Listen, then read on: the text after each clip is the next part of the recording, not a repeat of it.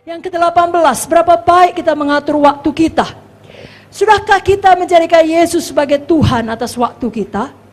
Bapak Ibu Saudara, waktu adalah karunia Tuhan. Kelak dalam kekekalan, waktu tidak menjadi masalah. Nggak ada itu setahun, 2 tahun, tidak perlu lagi.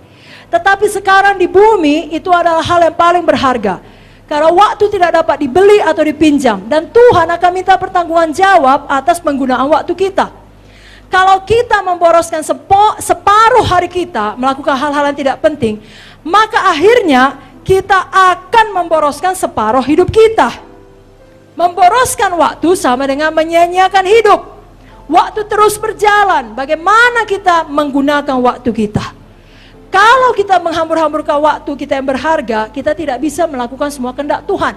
Karena usia kita di bumi ini, sepanjang apapun, finite, terbatas, tidak infinite, tetap terbatas. Saudaraku, Mazmur 90 merupakan doa Musa.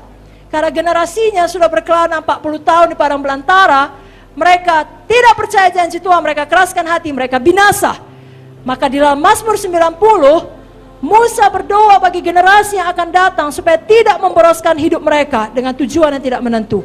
Dia berdoa, Tuhan berikan hikmat supaya beroleh hati yang bijaksana. Saya bacakan Mazmur 90 ayat 12. Ajarlah kami menghitung hari-hari kami sedemikian sehingga kami beroleh hati yang bijaksana. Biarlah Tuhan memimpin kita sehingga apa yang kita kerjakan produktif, penuh arti, efisien, dan memiliki buah yang kekal.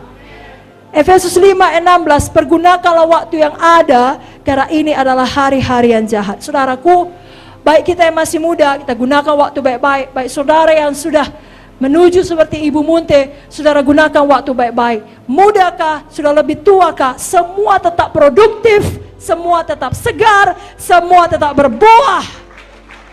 Amin. Karena Mazmur 92 ayat 15 mengatakan, pada masa tua pun mereka masih berbuah, menjadi gemuk dan segar.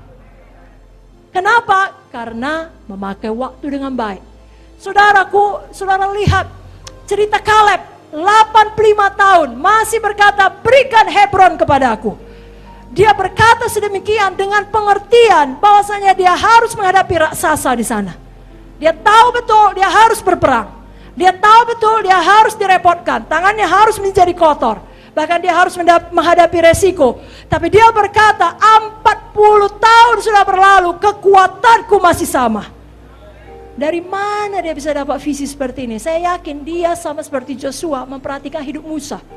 Dia lihat pendahulunya, legasi yang ditinggalkan Musa, 120 tahun, matanya tidak kabur.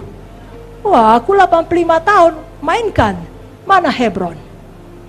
Jadi saudara, buat legasi seperti itu untuk anak-anak rohani dan anak-anak badani saudara. Jangan seperti orang dunia, memang kalau makin tua rematik. Tidak sanggup lagi angkat-angkat barang. Saudaraku, memang kalau menurut dunia 120 tahun sudah buta saudaraku. Tapi menurut Musa 120 tahun menurut firman tidak kabur. Kalau 85 tahun sudah disuapi saudaraku.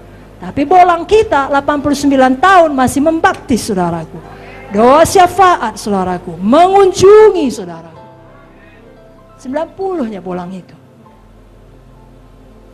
Jadi mana kita ikut ini? Ikut yang baik. Lalu anak-anak saudara, baik badani, baik rohani akan melihat. Sama seperti Kaleb melihat Musa. Mereka juga berkata, saya bisa seperti itu.